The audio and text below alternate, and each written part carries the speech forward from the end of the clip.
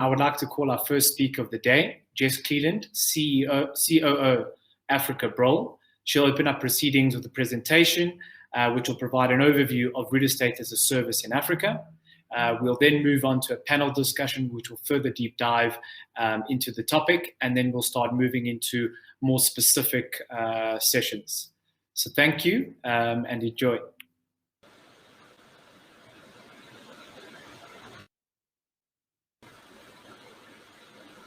Excellent. Thank you. Thanks, Kapir, and good morning to everyone. It's great to see so many people dialed in.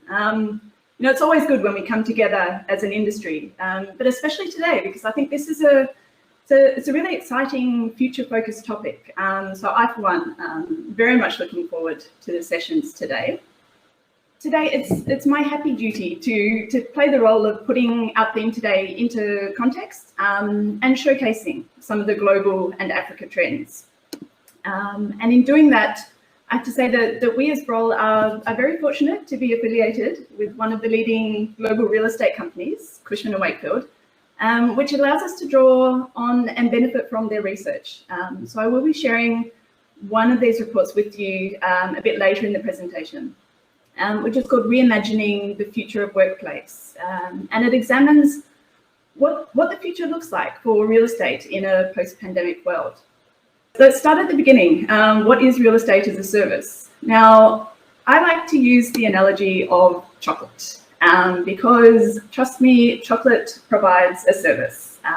It's a happiness delivery mechanism, a stress-reducing experience, a smile-enhancing service. So you could easily substitute coffee or a glass of wine or beer at the end of the hard day, whatever works for you, and the analogy still works just as well.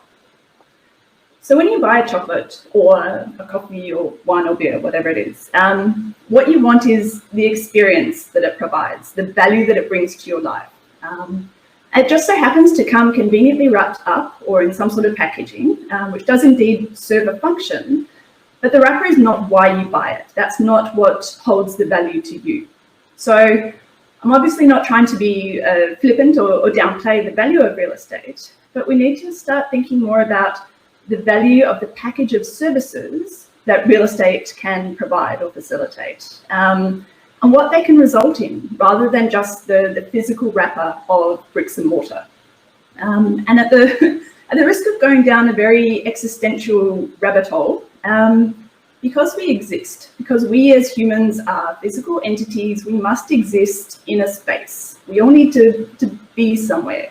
So the need for space or real estate it's fundamentally defined by the laws of physics, but how it looks, how it functions, and how that space is delivered, that is what will change.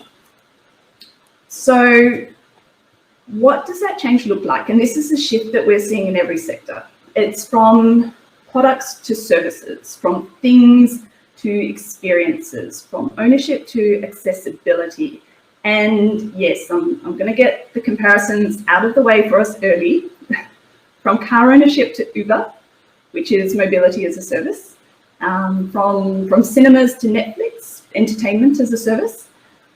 And the obvious example, a bit close to home, from traditional shell and core office products to flexible co-working and serviced offices. And here we have real estate as a service. So what does real estate as a service provide? So at its heart, it's about accessibility to a functional utility, not necessarily exclusive ownership of that functional utility. So it shifts the experience from an owner to a user, and it provides flexibility. It's usually scalable, it can be on demand, it lowers barriers to entry for users, it's plug and play, it's turnkey, it's quick and easy and no high upfront costs. And its growth goes hand in hand with the growth of prop tech, as it usually requires a connecting mechanism which acts as a marketplace. So in summary, in the real estate context, you could say it bridges the gap between what landlords provide and what users need. So I'm going to go through some sort of practical real-world examples. And let's start with the example that everyone will probably be most familiar with, the office. So users need things that enable work. And yes, space is one of these, but the service is not the space. The service is the service.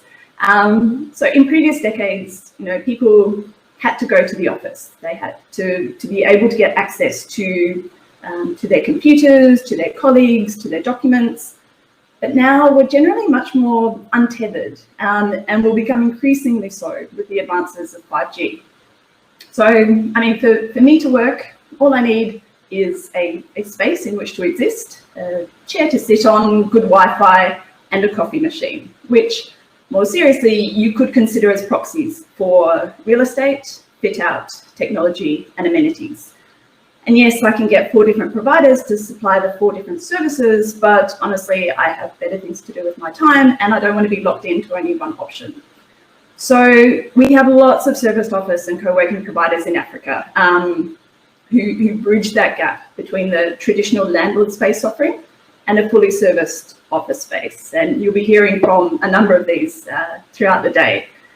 Taking it a step further, if we look globally, we're starting to see these sort of pop-up pods, office pods. So Switch in Singapore is a good example. So these are a little self-contained office pods that have a desk, Wi-Fi, electricity, everything you need in there. And they can be hired on a pay-per-minute basis. And they can go anywhere. We see them being placed in existing offices, in hotels, in shopping malls, in co-living spaces. So it's very much a flexible model. So the next one to look at is living. So where we work and moving to where we live. So, I mean, co-living, it really takes share houses and turns it into a service. So people pay for the private spaces, so the bedroom and often a private bathroom. And then they share spaces like kitchens, living spaces, as well as services like Wi-Fi, security, and so on. So, I mean, of course, co-living has been happening forever with share houses. But, instead of having to rely on your dodgy flatmate to remember to pay the electricity bill, you get this included in the service that is wrapped up in the real estate. And I think student accommodation is, I guess, a subset of the co-living sector, probably applies well to affordable housing projects too. And again, it's about providing a combination of private space with access to shared services. So, I mean, electricity, Wi-Fi, water, sanitation, security, social areas, gyms, access to transport, etc., etc., etc. And this is especially important in some places that we see across Africa, where maybe some of these services are not so available or accessible outside of these types of projects. Clean sanitation or security or access to transport.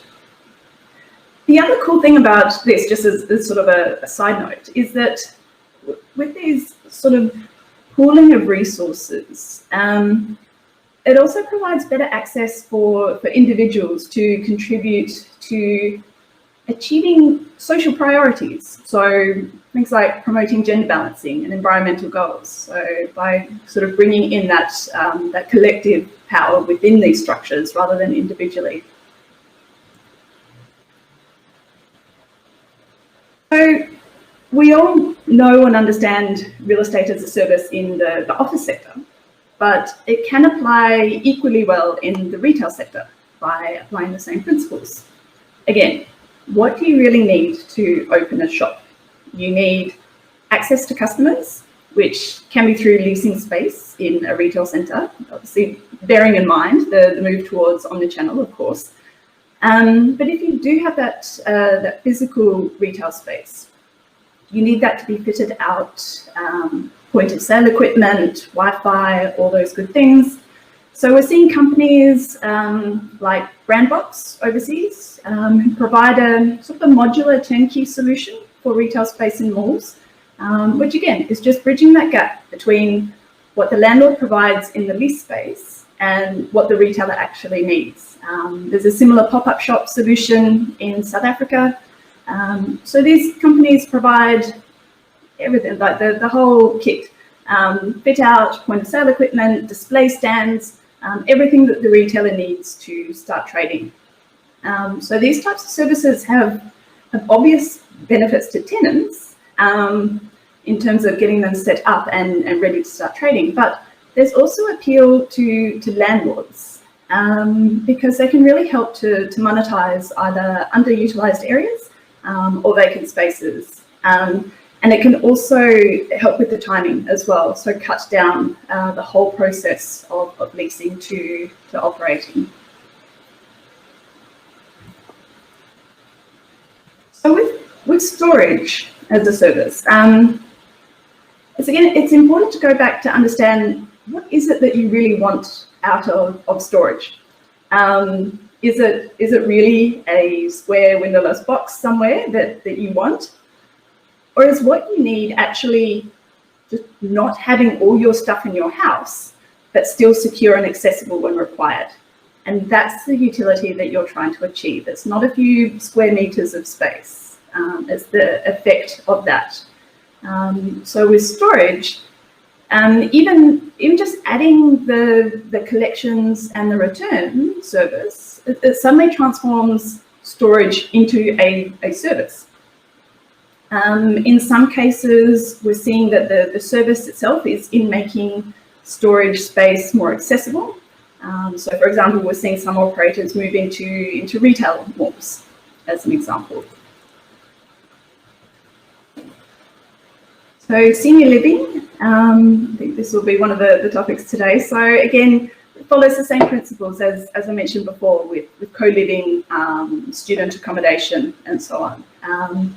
Obviously, there's a slight shift in focus in terms of the services that are provided.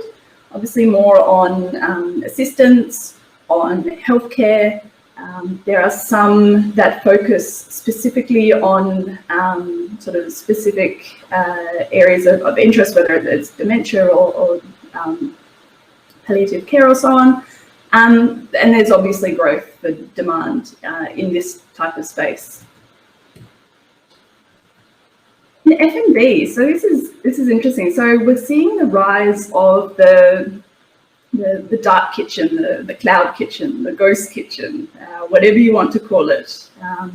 Usually, so each kitchen is a multi-brand operation. So it services takeaways and delivery orders for many different restaurant brands out of the single kitchen. But there's no actual restaurant. There's no sit-down dining, there's no front of house staff, it's just a standalone kitchen. Obviously, having the connecting mechanism of delivery drivers is what sort of supported this to be able to take off in the last couple of years, not to mention the fact that in a lot of places we can't go out and sit down at a real restaurant. So this model is obviously a much lighter CapEx model than normal, and it can actually be further reduced by leasing idle kitchen capacity from existing kitchens, such as in hotels. So it just makes the whole thing much more agile and much more scalable as well.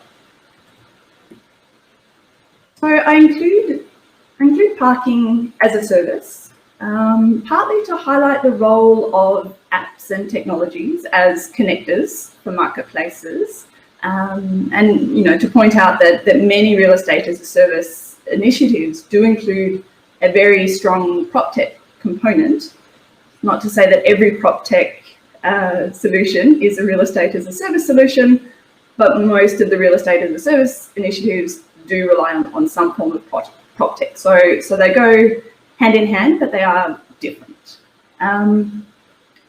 The other reason that I include this is also to illustrate an example of what can be commoditized through real estate as a service. So this parking app connects users not just to unused parking spaces and available parking facilities, but also to idle garages, even driveways. I mean, your empty driveway sitting at home has maybe never been thought of as real estate in itself.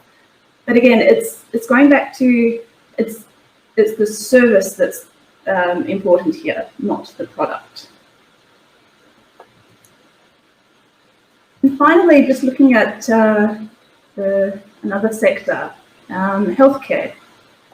So traditionally, this is a very asset-heavy sector, which of course means that it runs high risk of obsolescence, underutilization, and there's a lot of capital that is, I guess, tied up in the real estate facilities.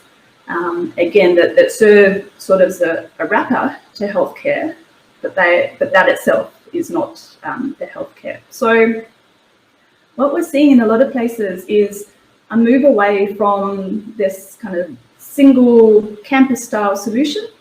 And again, the focus here is all about accessibility and convenience. So healthcare practices are appearing in shopping centres.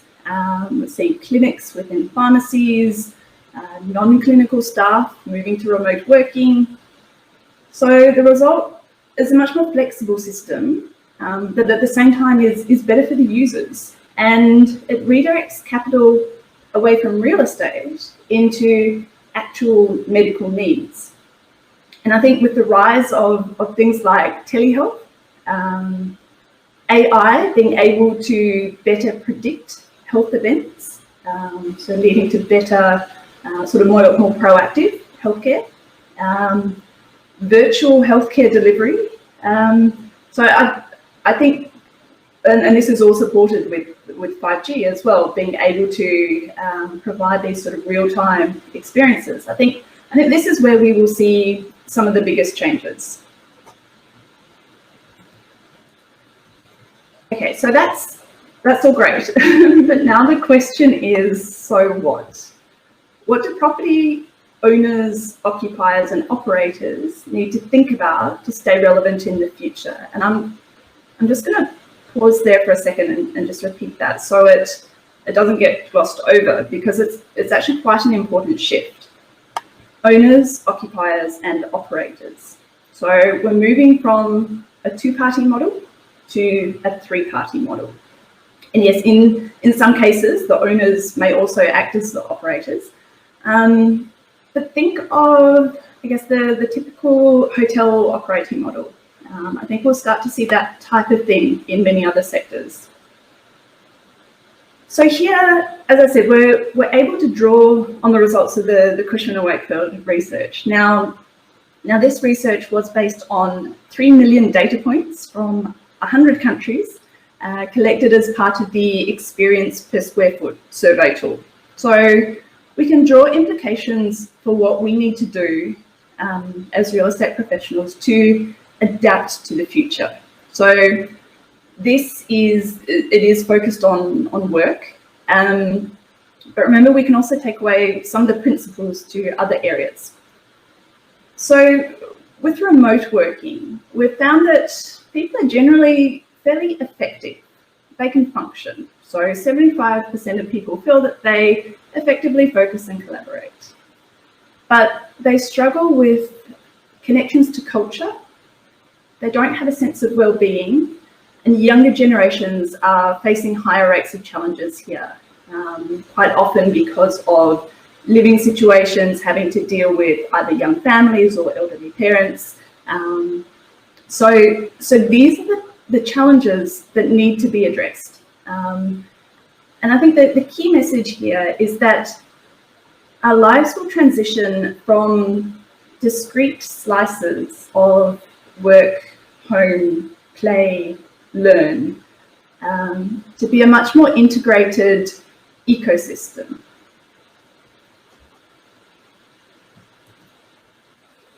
So when we reimagine the future, and And if we look at, again, what are these concerns? What are these challenges that we've been experiencing that we need to find solutions for? The most successful organizations will leverage location, time, and technology to leverage business performance. So what we expect to see is that they will likely have core hub locations, and these will be based in well-connected places that are rich in amenities, like city centres, or as a campus close to knowledge clusters.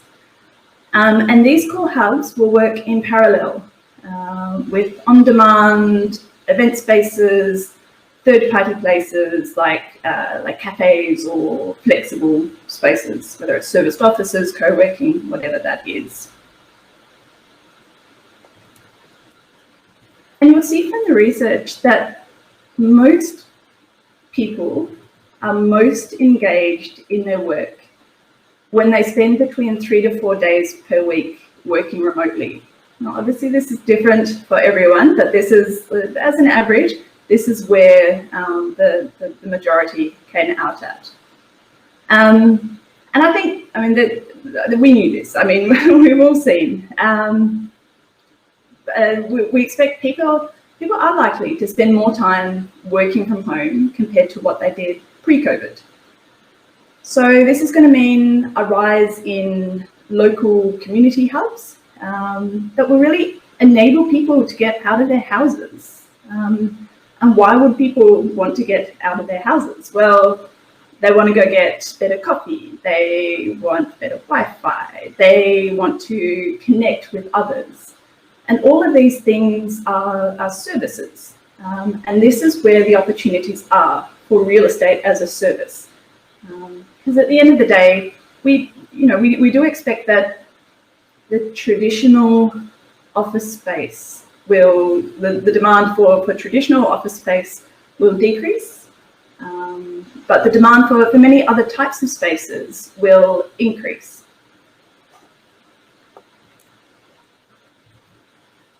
And this is sort of how we see the future looking. The boundaries are blurring between work, leisure, home, and education. I mean, we've lived it the past year or so. We're working from home or living at work.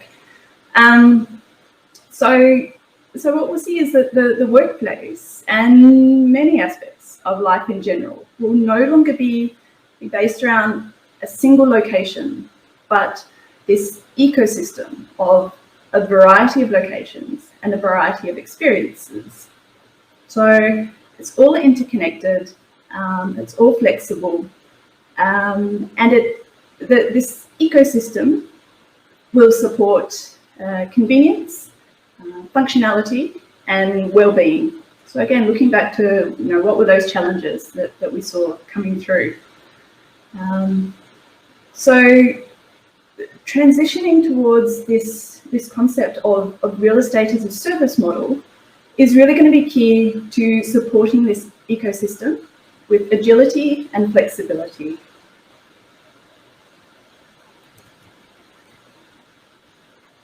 And with almost everything that we've seen over the past 12 to 18 months, trends are accelerating. We've often discussed at these events the anticipated changes in demand. And often those conversations are focused on changes to traditional metrics, such as square meterage or location. How much space are companies going to want? Where are they going to want it? But that change in demand, it's not just going to be in the numbers.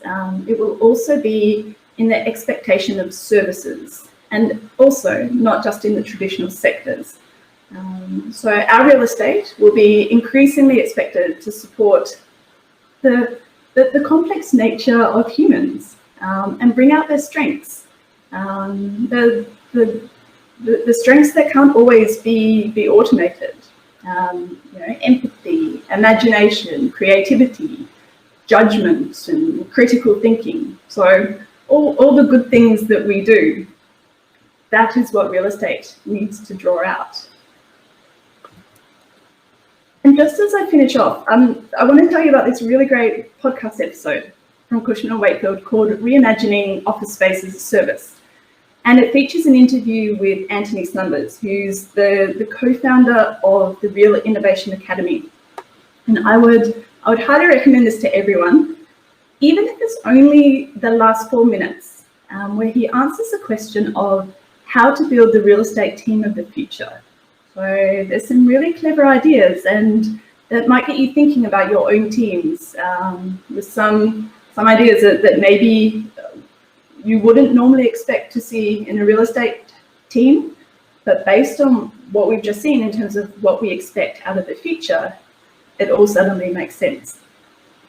But the other point that he makes is to use the analogy of thinking of your employees or the users of your space like athletes. You need to look after their entire well-being to get the best performance out of them.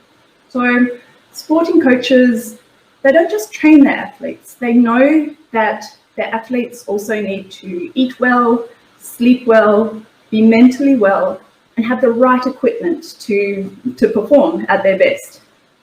And winning doesn't come from being 20% better at one thing.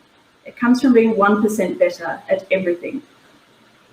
So think of real estate as a factor that enables that success. And that holds whether it's providing a service to a corporate business, to a retailer, to a student, to a restaurant or a doctor. In other words, make sure you're selling the chocolate, not just the wrapper. Thank you.